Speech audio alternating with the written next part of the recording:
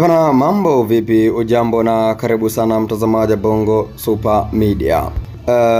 Hivi karibuni kulikuwa na taarifa za moja ya mwigizaji lakini pia mwanamitindo aitwaye Nicole kukamatwa na jeshi la polisi kwa kosa la utapeli. Kwa maana alikuwa akiwatapeli watu kwa kutumia michezo mbalimbali, watu wakimtumia fedha, baadaye hapatikani.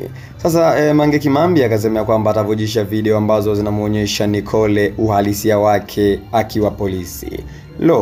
Video hizo zinashangaza kweli kweli.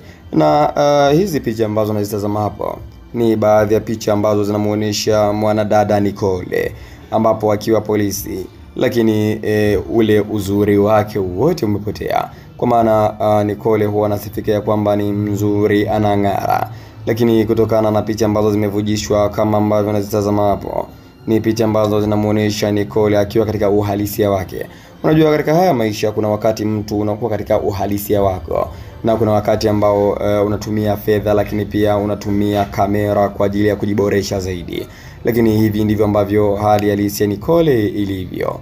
Nicole anashtakiwa kwa makosa ya kutapeli watu, na taarifa mbalimbali zinaeleza kwamba watu wamezidi kuongezeka ambao wametapeliwa na Nicole. Kwa hivyo anashtakiwa kwa kosa la utapeli wa fedha, ambapo watu wengi walikuwa wakijiuliza Nicole huyu anafanya kazi gani? Ni uigizaji tu ndio anapata fedha zote hizo. Lakini imekuja kugundulika kwamba Nicole pia ni mtu ambaye anajihusisha na kuwapiga watu fedha, kwa maana kwa watapeli.